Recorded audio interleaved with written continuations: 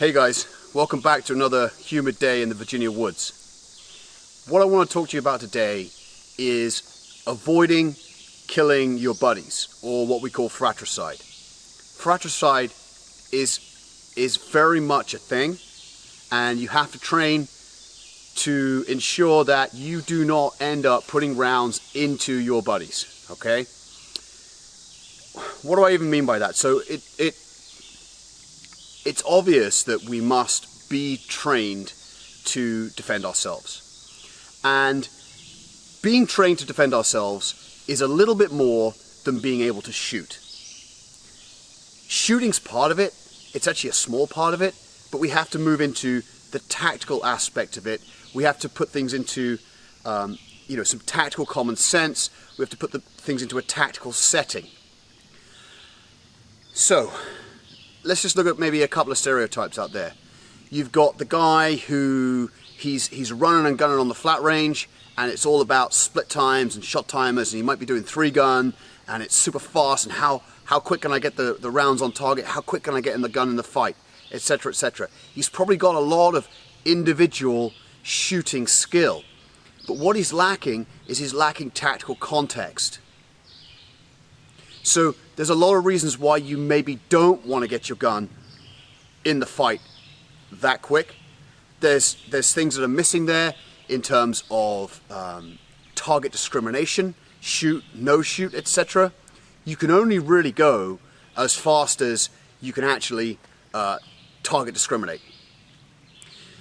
It's not about how, in a real situation, it's not about how fast you can shoot, okay? It's about how fast you can target discriminate and work with the people that you're with. So it's also obvious, it's an obvious point that in a tactical situation, what you really need is a team. And when you're working in a team, it's about keeping the other people in your team alive. That's what it's really about. Yes, you could say to me, well, if I can get my rounds on target quick, then that's going to keep the people in my team alive. Yeah, I get that. But the point is, you've got to do that in a way that that you're not actually endangering them yourself. Let's look at another stereotype.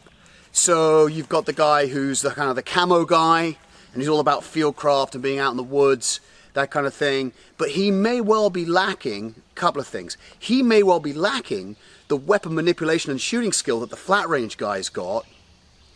And he also probably maybe doesn't have as much actual tactical live fire experience. So there's kind of areas there, and I realize there's stereotypes where people are kind of lacking the full progression. You want to be good at your weapon manipulation, you want to be good at your actual shooting skills, but then that's got to go into team tactics.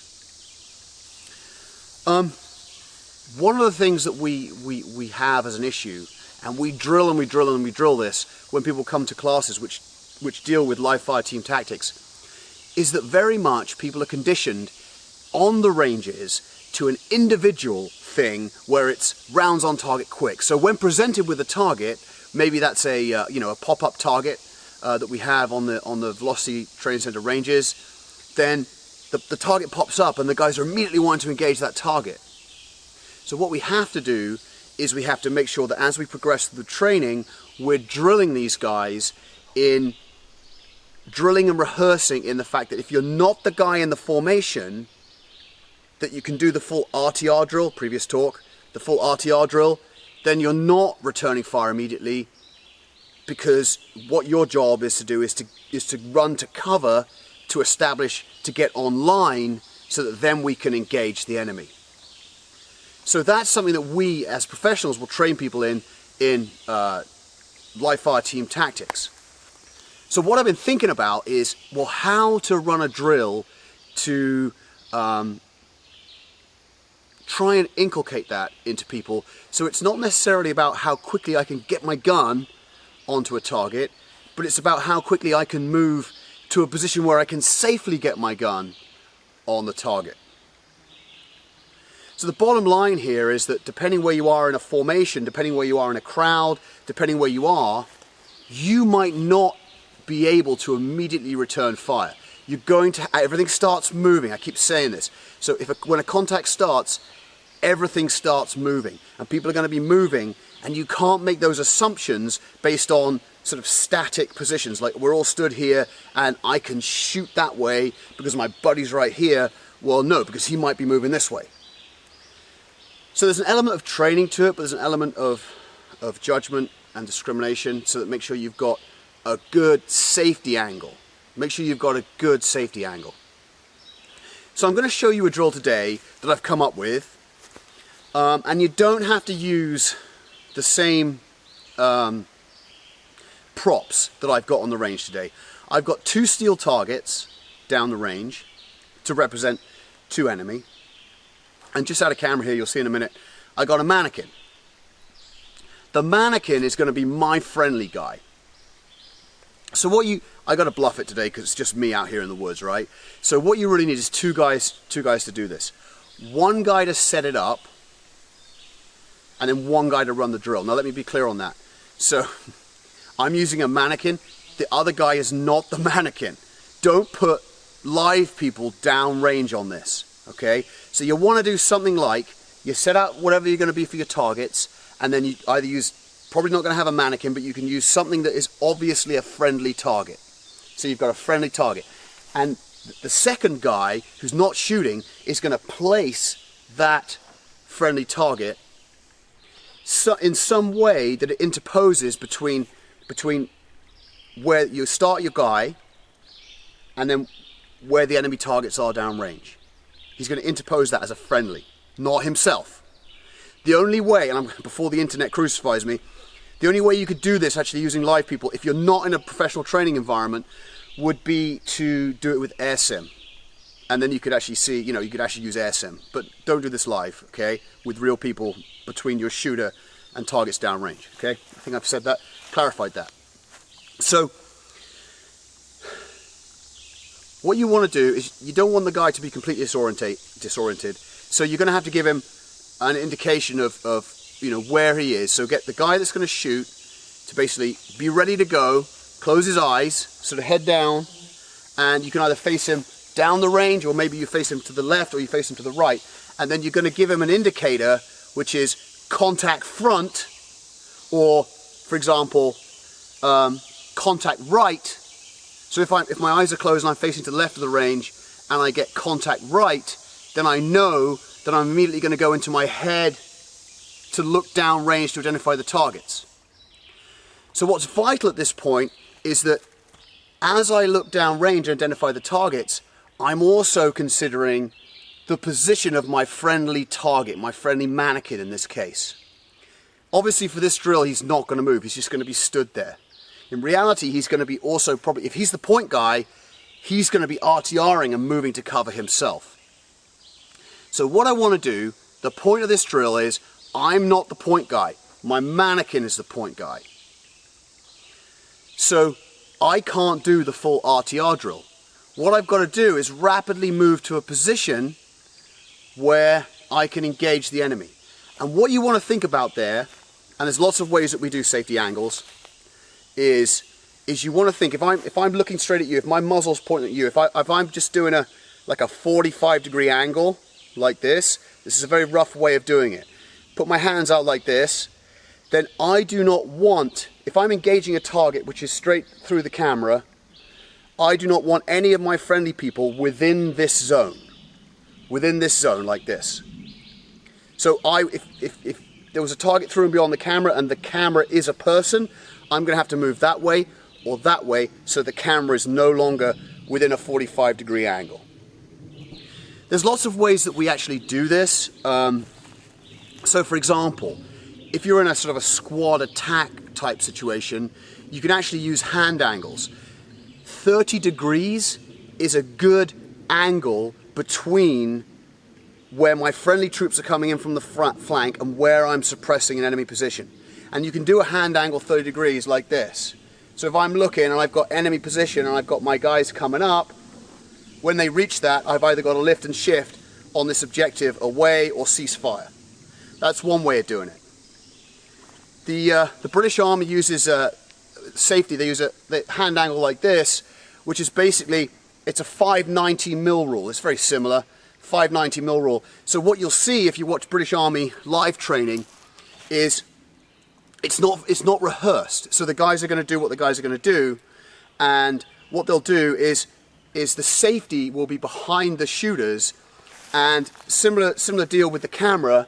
If you're a person shooting downrange that way, I can put 590 on you, and I don't want anybody within your angle when you're fire maneuvering. I don't want any people within my 590mm angle. The people can be back and they can be to the sides. So you might figure now that what this means is that if we're fire maneuvering, then the problem happens when people get too close together and they do long bounds. If this guy here, if this guy's going forwards, hero bound, and he's close, he's already within that angle. If we spread out, lateral disbursement, and if we do short, sharp bounds, which is what you're supposed to do anyway, I'm up, he sees me, I'm down, this guy can still shoot. This guy's not within a safety angle. He's now shooting, I'm up, he sees me, I'm down, I'm up, he sees me, I'm down, I'm up, he sees me, I'm down. And what we're doing here is we're able to suppress the enemy without anybody getting into anybody's safety angles. It's going to happen. It's definitely going to happen. One thing that can also happen is shifting targets. We get different targets. So if I'm engaging a target right here, and I've got a buddy here, that may be okay. But if this target goes away and a target comes up over there, you can see how that's going to be a problem. So you've always got to be aware, you've always got to be cognizant of your safety angles. It's not a joke, guys. It's absolutely not a joke.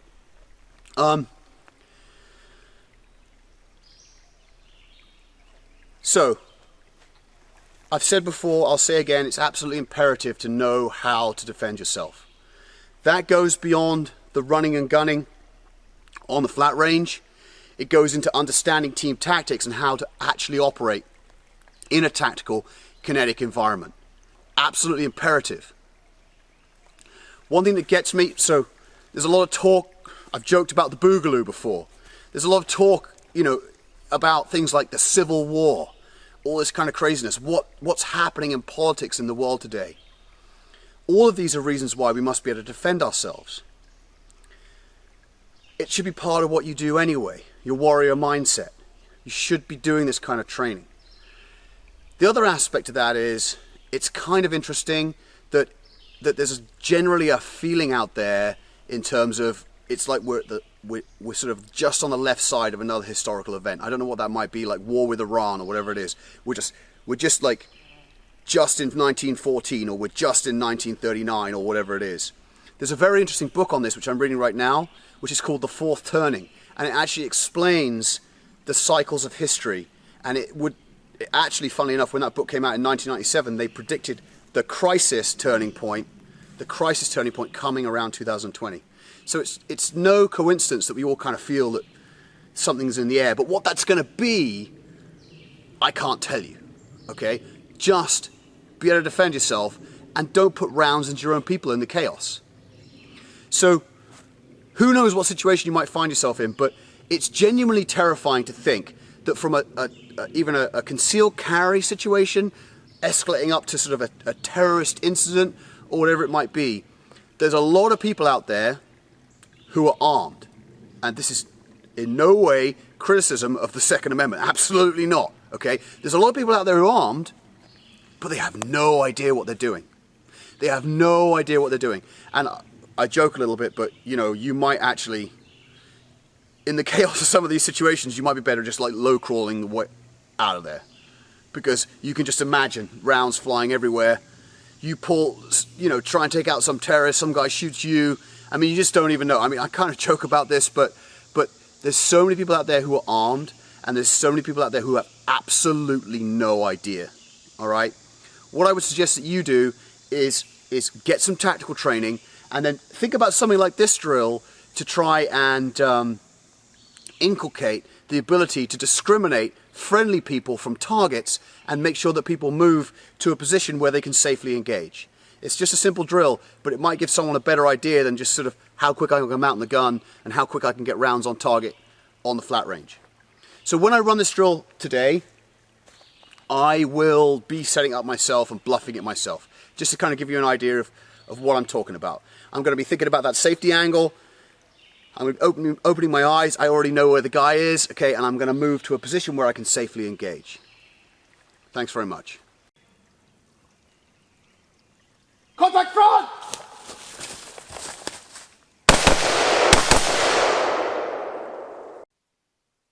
Contact front!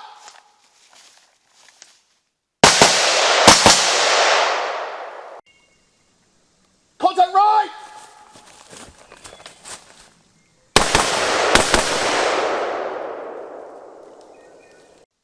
Contact right!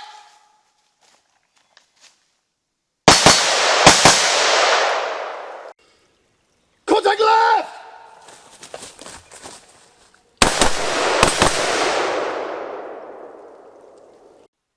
Contact left!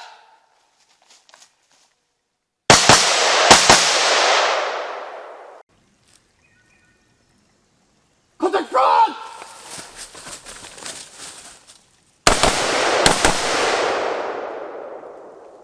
Contact front!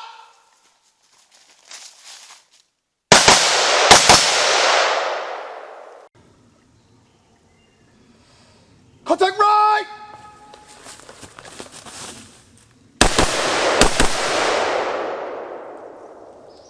Contact right!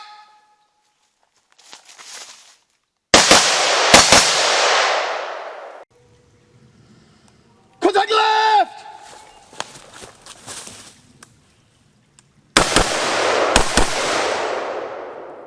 Contact left!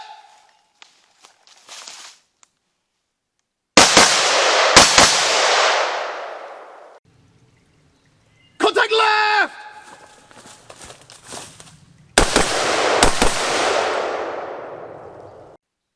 Contact left!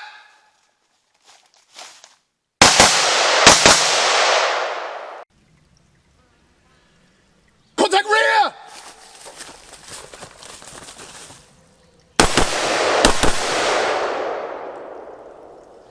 Contact rear!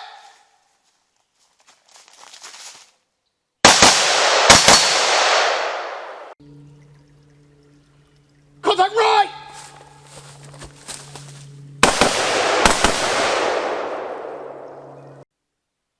Contact right!